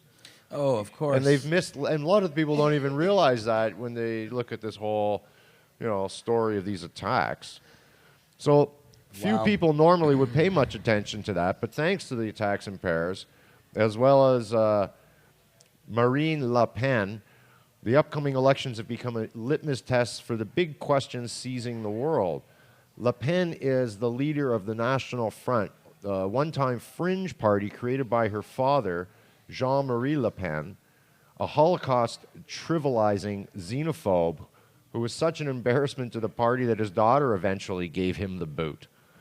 The younger Le Pen has modernized the National Front and made it relevant in mainstream politics, but is still her father's party in one important sense. It is still the party of fear. Its spot on the ballot next month will offer voters their first opportunity to say what they feel about the government's handling of the questions following the Paris attacks on November 13th. So far, President Francois Hollande has declared war on ISIS and stepped up security at home, but he also doubled down on France's commitment to accept over 2 years 30,000 refugees from Syria. Yeah. A catastrophic year such as this, which began with the murderous attack at Charlie Hebdo in January, was all the National Front needed to slide into position as the I told you so party in a campaign now based on fear.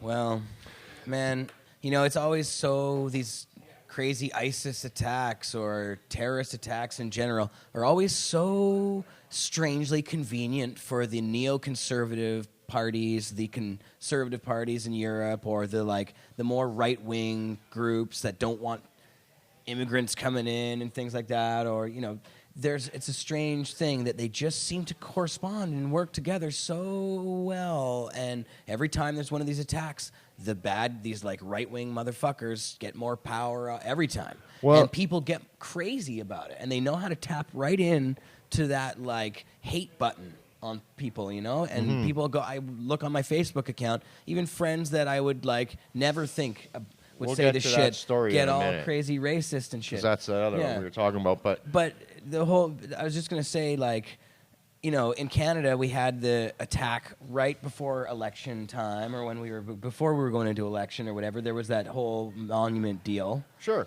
And, all of these... They tried to make that an issue, but it didn't fly. Yeah, exactly. It didn't fly here. Canadians didn't really... And they didn't kill enough people, I guess. So here, this is it. Holland, their guy, said that what he meant, he told France after the attacks to stay true to our values. Okay, that was, their leader came out and said this. The country must press ahead with its promise to refugees and not abandon them. Yeah. Well, Roosevelt said that too. That was President Roosevelt, in his famous words about fear, became the lodestar for Americans during the Depression because they understood what he was saying. The price of fear was the sacrifice of confidence. Mm-hmm.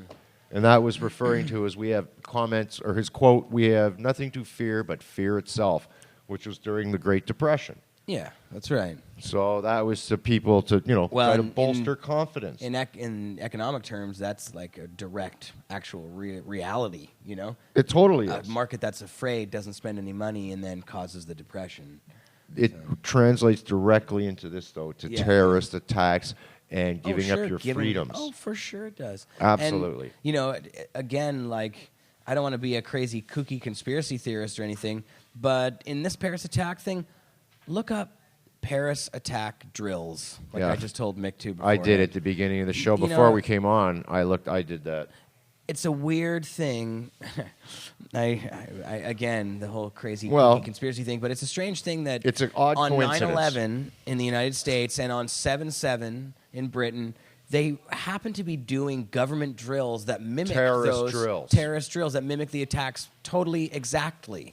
The During one while they get attacked. in the United States, it was called Vigilant Guardian, and they mimicked the attacks completely. And so when the actual attack happened, they didn't try and stop it, or they didn't know if that was a real world or exercise. They're all stuck sitting around with their thumbs up their ass. And so this is the way that some people, some analysts that are looking at these things, alternative analysts, you might say, think that this is how the government does what they call a false flag operation, where they gets the name from the old Navy flying the enemy's flag and attacking their own people in order to whip up support for a war. So it's a pretty, basic concept. It's like in World War II, some people think that the government allowed Pearl Harbor to happen because if it didn't happen, the U.S. would have never got into the war, and they would have the Nazis might have won. So the government kind of orchestrated an event that would get the public behind going to war. And you might say that about going to a war in Iraq. It was just so convenient for the Bush administration that 9/11 happened.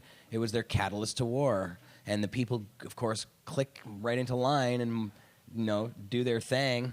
But when you look at the evidence of 9/11 and other things, you start to unravel some pretty nasty stuff. And anyways, we don't want to get onto those topics. But look up drills, government drills, false flag drill. It's just there's just too much coincidence. And also on November 13th, when France was attacked, it's interesting to note, what was that tie that I was reading about? I don't know, is this true that it was the same date that in the 1600s when France was dealing with the Templars about fractional banking? Oh. So yeah. they were kind Going on of for a while. dealing with those people for, messing with their banking system to some degree, just to make it real simple. And this year, on November 13th, was the start of a trial against the Rothschild family for fractional banking. Now, if you look up the Rothschild family, they own all but 2 banks in the world. Wow. Every single bank in the world has basically controlling interest by the Rothschild family. I'm not sure if it's that extreme. Besides 2, because It's there's up credit until a unions, few years ago. No, national banks, not credit unions, banks. Right. But okay. up until a few years ago, it was actually there were 3. Now they've absorbed. Well, there's 2. And I know they own a lot of the major the banks. way they get control of the banks is they're manipulating the wars and the takeovers of various countries. And actually, the third country I think was Iraq. That changed a few years ago. Now they're out. They're into that bank too. It's weird. The banks So own they're- a lot yeah. because really, if you look at all the real estate around, the banks own all that shit. People just borrow money from the bank to get a mortgage. Yeah. And then, you don't own your house. You're paying that thing off. I mean, some people own their houses, but a lot of people don't. And so that's, you pay the bank that, and they own your house, but they give you, you kind of, I guess I don't know how that works, but everybody, it's all based on loan situation. So we have, instead of the people having the wealth, we have a small group of people that have all the wealth, and they just loan us shit. And then they at a rate where we pay them back more. It's like servitude, slavery basically is built into the system because you always have to be paying these guys back some shit. Wow, I'm going off on it today, but here we go. What's the background on the word mortgage? I think means to debt for life or something. Yeah, well, and I don't know, it's all crazy shit. All right. In the United States, the whole Federal Reserve thing is nuts too. The money has debt attached to it before you even get it. I know I'm really going to all the conspiracy let's fart at the areas bank. We'll today. fart I'm at the going banks everywhere now. today. Yeah. Farting at the bank. Jeremiah's on a rant. It's a weird Monday. Yeah. Anyways, let's look at another video because that's what we're going to do. Conspiracy I'm corner. going to throw up something else to look at. The one underneath that, the stealth bomber review. This should really confuse the shit out of you when you start see what it actually is, because you're going to think confused airplanes, and no, it's not an airplane. Here we go. List of That's banks. the video. What do you got? The commercial? Woo-woo. Somebody just shared me the know when list of you're banks ready. owned by the Rothschild family in the chat. All right. What? List of banks owned by the Rothschild family in the chat here. Oh, yeah.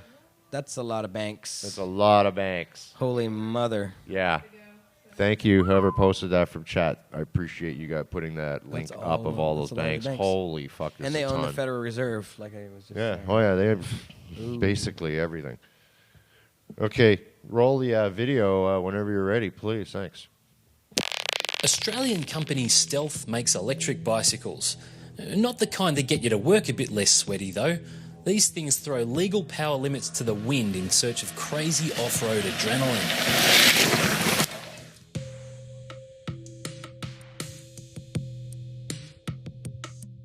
The original Stealth Bomber makes around 4.8 kilowatts of power, or about 24 times as much as you're allowed to use on the road. It weighs in at 53 kilos, just over half the weight of a 125cc dirt bike, and if you pedal it at top speed and wind the throttle on, you're looking at a top speed of around 85 k's an hour and a range of about 80 k's all up.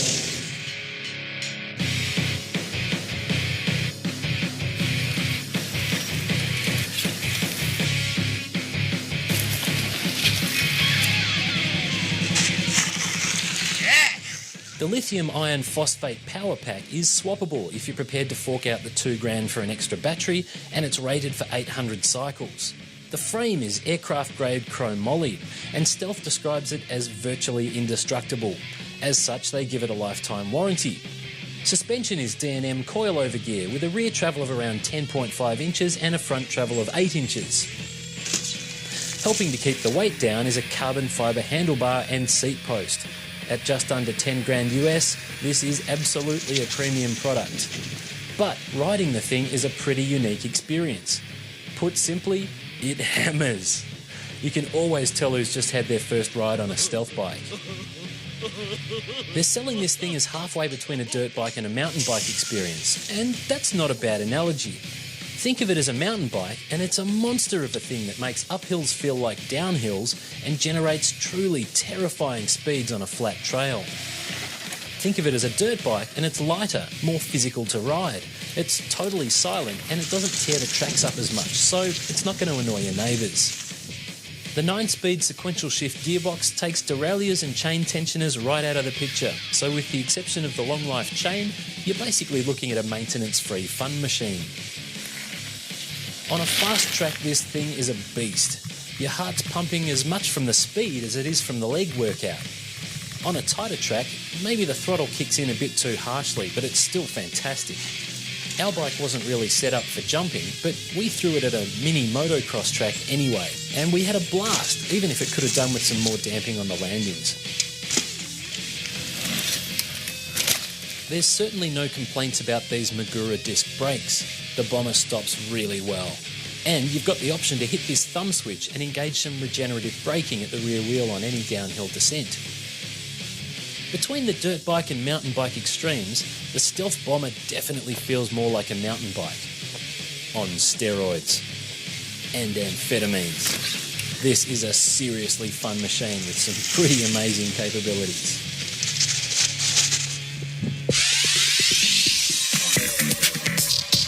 Yeah, you can just fly off there. Okay. We're back. So We're there you fun. go. Stealth bombers. And they weren't even like flying. Well, they were flying, but Yeah. on a bicycle. Those things, I thought those were pretty trick. Mhm. I don't know about Break this. this sun- That legal. That sound must be barrier. in Australia. They're actually illegal on the street in Australia. Those electric bikes. Are they? Yeah, they're too overpowered for the amperage or whatever the hell. They Oh. go too fast. Oh. What was it? I think 60K or something. I don't know. They just move, Yeah. and like that's pretty trick.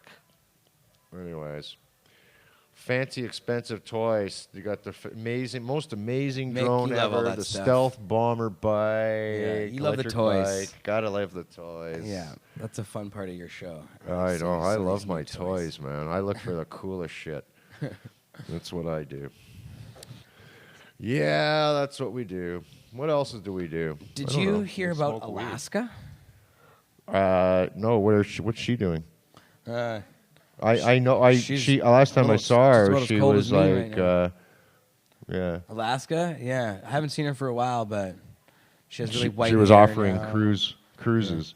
No, Alaska has now passed a bill or some sort of legislation allowing vapor lounges or places to smoke marijuana to. I think what they've done is allowed the dispensaries to actually. Yeah. So it's like Amsterdam style, baby. Yeah.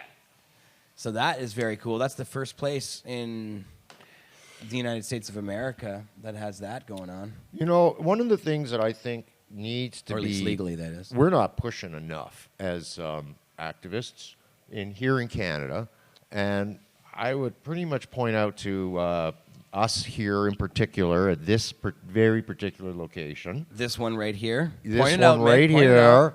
and Vapor You're pointing. Central, who's also two of probably the longest running successful vapor lounges in Canada. Yes.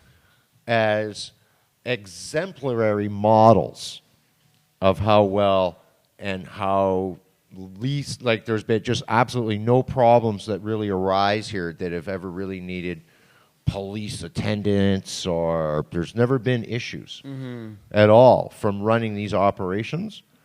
And I think this should be like gone into the Except some crazy lamestream, but that's with any business. Yeah. As a matter of fact, I just went to buy a coffee today at the corner place, Bean Around the World, and the doors are locked. I'm like, what the hell? The guy let me in because he knows me, locked the door behind me. Some guy's in the bathroom. I guess I don't know. Some guy, street person came in, I guess, tried to steal some guy's computer. Whoa, and they locked him in the bathroom? No, well, he was in the bathroom, and I guess they realized he tried to walk out, but he didn't make it out. And then he was kind of, so, you know, they have two doors to that place. So they locked both the doors. I guess they called the cops, and the cops told them, well, lock your doors till we get there. So they just said, look, you're not going anywhere. So they were just waiting out the cops. That's all at this point. Right. Yeah. So you know how they say when you're at the coffee shop, don't leave your shit. So right. I think because that some hobo Joe is going to steal it and run in the bathroom. Or not necessarily. It could be just, a person sitting there you don't think's going to steal it. But in this case, it was. Protect your shit. Anyhow. That's the world we live in, unfortunately. But these two lounges, again, these are not problem areas. No, and not even compared to other establishments where people congregate to indulge in absorbing, other substances. That's right. Okay, really, and that same thing with the hookah lounges. I mean, they never caused any trouble.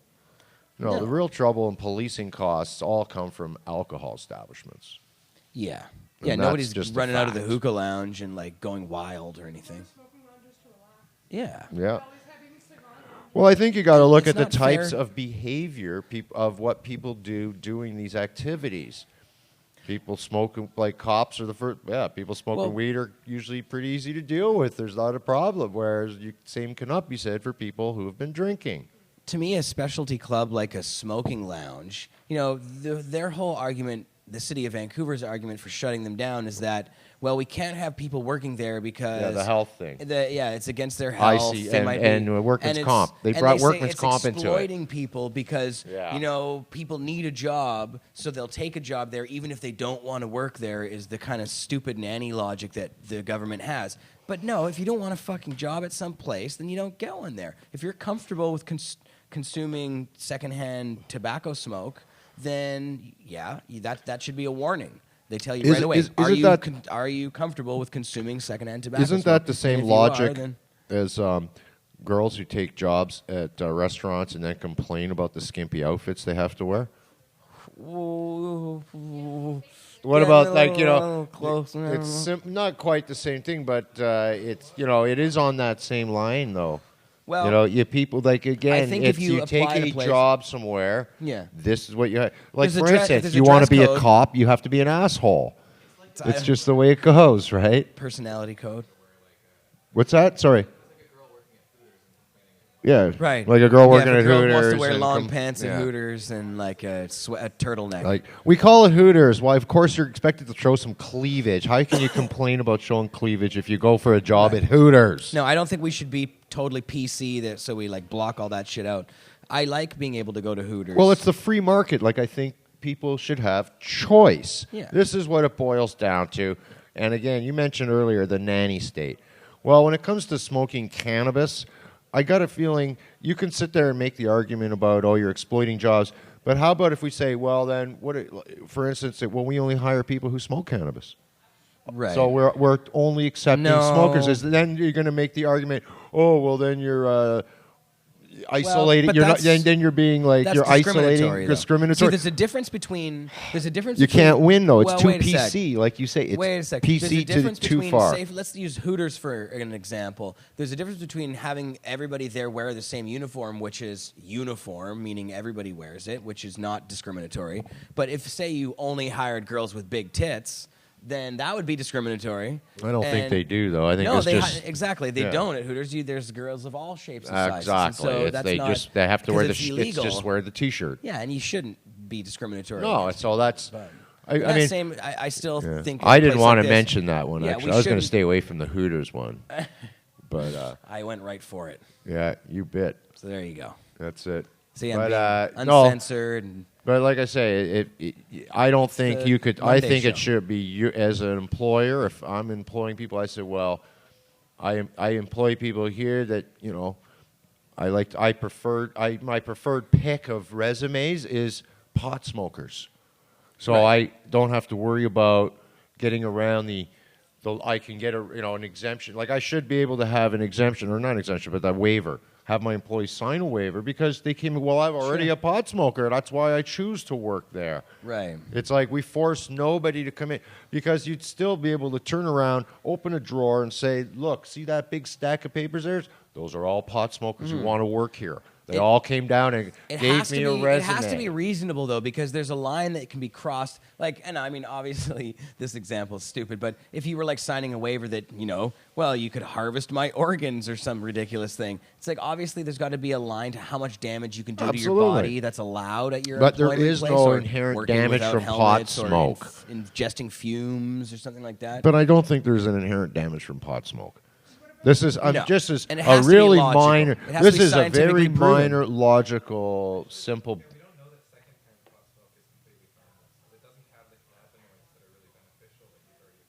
No. We have a comment from the audience saying we're not sure that secondhand pot smoke has the same cancer reducing qualities that marijuana does because it doesn't have the cannabinoids in that smoke necessarily. I'm not so sure about that.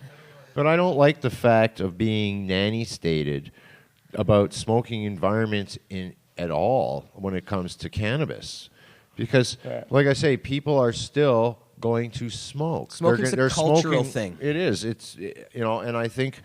Hey, you know what? I think it's If you time. work It's at a time we barbecue actually place- got back to having smoking places, cigar lounges, and as well as It just has to be cannabis fair. lounges. I think no. So that's why I'm including cigar lounges, shisha lounges, and Yeah. even tobacco, like bars that allow tobacco use. But I think it's such they a- are If they just pick and necessary. choose, it's only because they can get away with it that they choose to go after the tobacco people. Because if you look at say those Mongolian barbecue places or whatever, Mm-hmm. where they have the hole in the table with the stuff coming out, or any of that stuff, those have carcinogens in them just as much as smoking does, and that has an effect on the staff that well, works there. barbecued food. Barbecue. Yeah. The barbecue. If you work at Kansas City Barbecue Shack and you're cooking up on the barbecue, you are getting a heavy dose of carcinogens, more than smoking tobacco, or at least a good chunk. Yeah. No. I can see your point there too.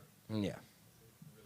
But and of course, every job has risks associated with it. If you work, there's lots of risky jobs out there. Look at the ice truck drivers, or fishermen, or Hey. people who work on construction, or whatever. I was a cab driver for 8 years. I believe that's the next most dangerous job. It's actually considered more of a dangerous job than cop. Yeah. And it's simply because we don't get to carry guns. Yeah. No. If we got to carry guns, we'd be way down on the list. But because we're not allowed to carry guns, it's more dangerous than being a cop. And I did that for 8 years. And guess what? There ain't no extra pay for that shit. So you just have to be a badass. They should let cabbies have an ejector seat, and you just like. No, I had Out the roof. I had a 5 C-cell mag light. You know, like the cop Billy. Mm-hmm. That's why those cops carry those lights, because you can wax. You can not only are they bright as hell, and you can blind Yeah, they have somebody. those Then big they D don't see it batteries in when you them. whack. Yeah, no C batteries. I sorry. had the big C's. I had a 5, so it was short enough too. You could swing it in the car. Yeah. Never had to. That's but, funny. Yeah. Yeah. But well. no, man, you're not allowed to carry and also it could get shit for carrying a weapon in the car. So the mag lights perfect. circumnavigate the weapon. It's not a weapon; it's a flashlight, dude. Yeah. I drive at night. Exactly. I'm a night driver. Have to. Sir, why does your flashlight have a switchblade in it? Why does your paint? I should have painted it up like a stick of dynamite or something. It's a Swiss Army flashlight. It's a bomb light. Yeah. Hold. Oh, God. With a fuse. Yeah. Actually, when it broke, like it kind of died. I gave it to a buddy of mine. He wanted it. I said, "What are you gonna do with that?" He filled it up with sand and lead pellets. Oh. That'll whack even harder. Nasty. That's about as heavy as you get. Yeah, it's nasty. Pellets, lead pellets at one end, and then the rest was sand. Thud. What a guy. Yeah, and that'll give it a bit of swing too. Homemade weapons. Oh God. This show's all about all that kind of crap. Oh, I like to show homemade stuff, man. I wish know I you had do. my shop and again. you're all about this. This is kind of your guerrilla.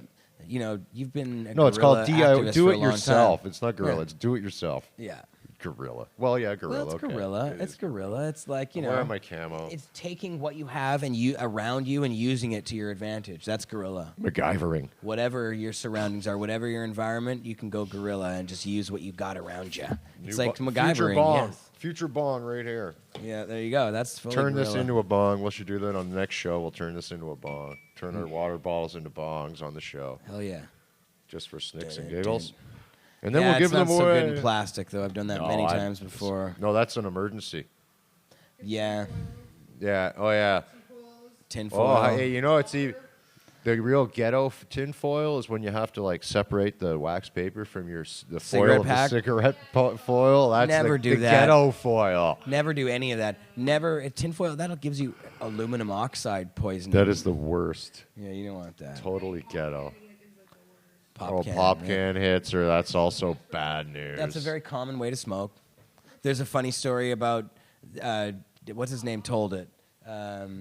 Malmo? No, Quentin Tarantino, the film director, Pulp Fiction director, told some sort of news broadcast that he went over to Brad Pitt's house, and Brad Pitt pulled out this giant chunk of hash, like a big, huge chunk of hash, and he like handed it to, or he like took out a knife and cut off a big chunk of the hash and handed it to him, and because he was like going to stay the night there, and he's like, "What am I supposed to do with it?"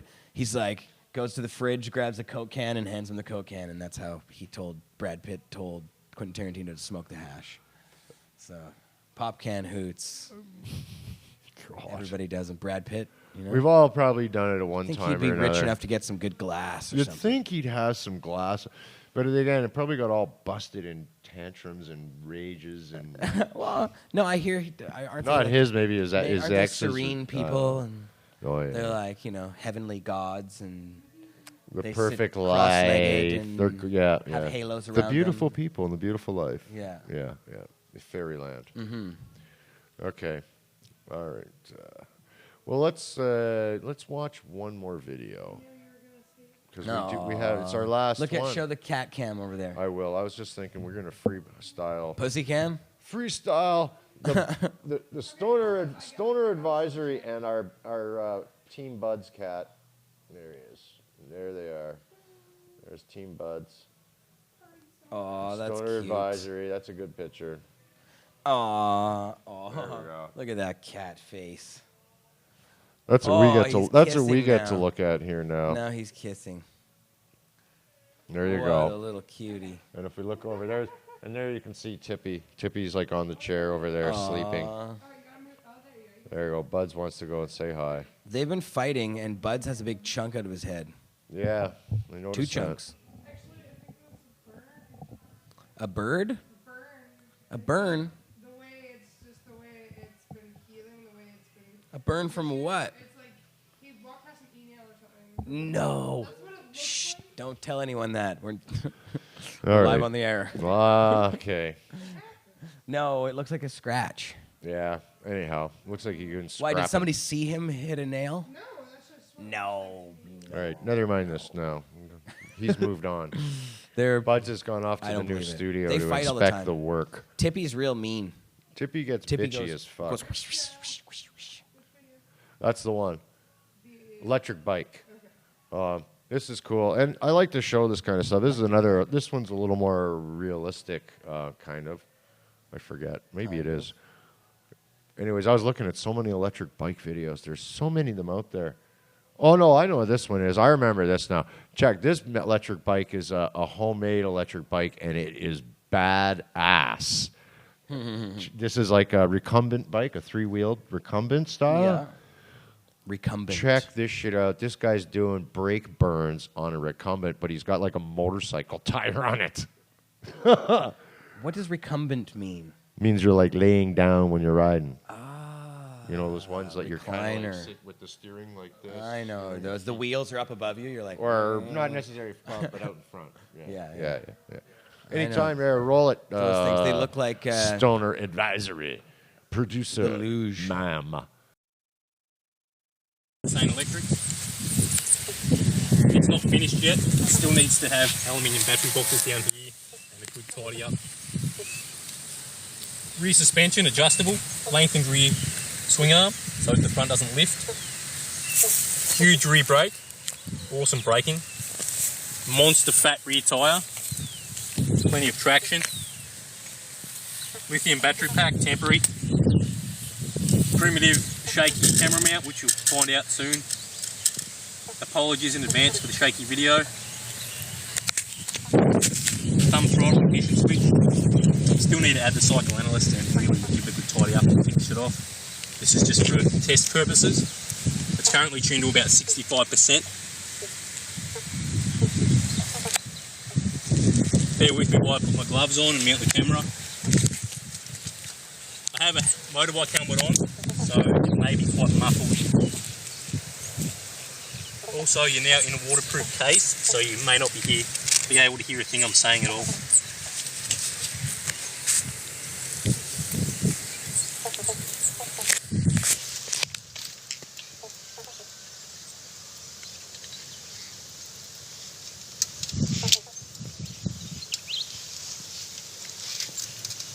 Acceleration test number 1.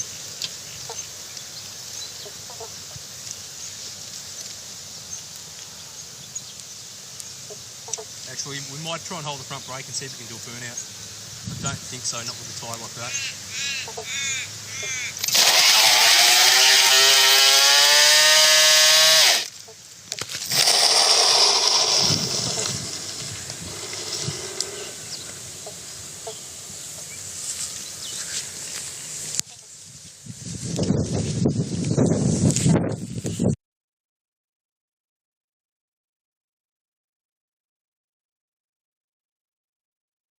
Okay, well, we're back.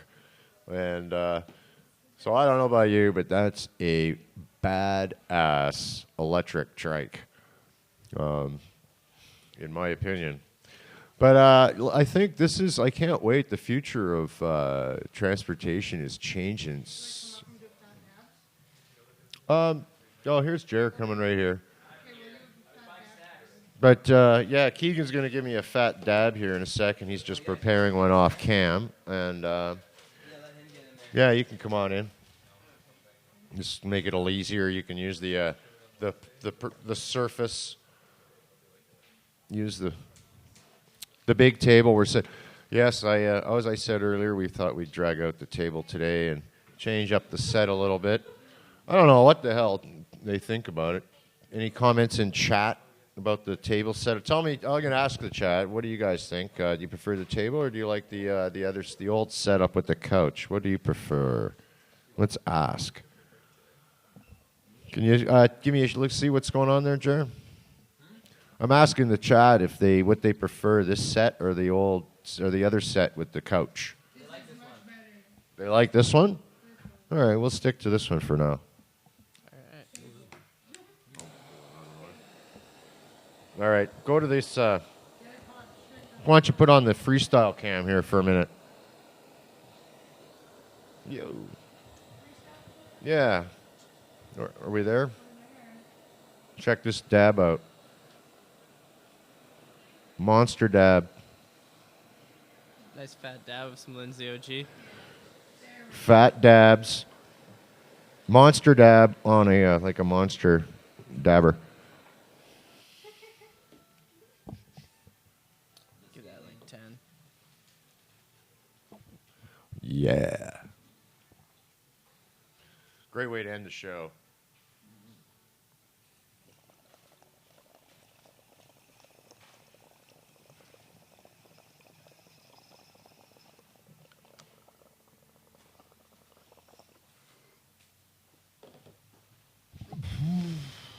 Holy shit.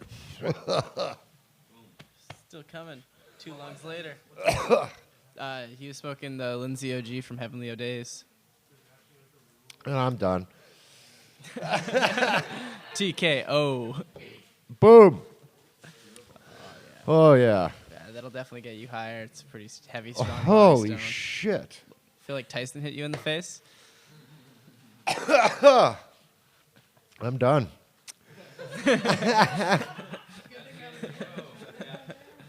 That's it. All right. Well, no, that isn't. Where's my football helmet? Oh, God. Yeah, they give those to you at the Cannabis Cups if you're first time dabbing. They give you the dab helmet. Oh, my God. It's not my first time. I'll take the helmet.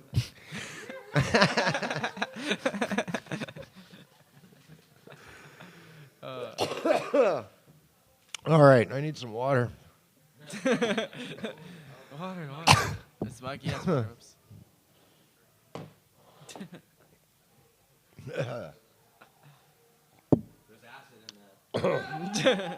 Good. Sounds like it'll be good today. All right, well, that's the show today. God. Thanks for tuning in. You got like God. Next week, hopefully, Jamie Shaw will be on. We hope she'll be back. Carly, we wish you well. Hope to hear from you soon. God damn.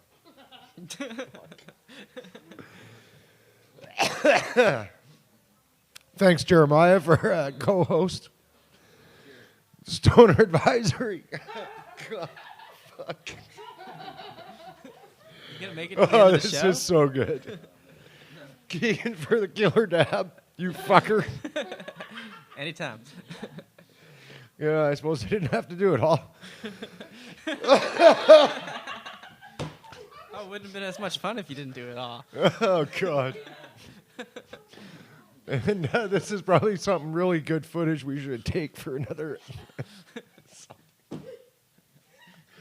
All right. When And, Opus gets high. I guess until next week, cultivate your freedom. Yo, thanks for watching.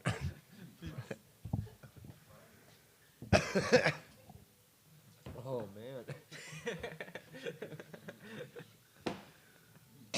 man.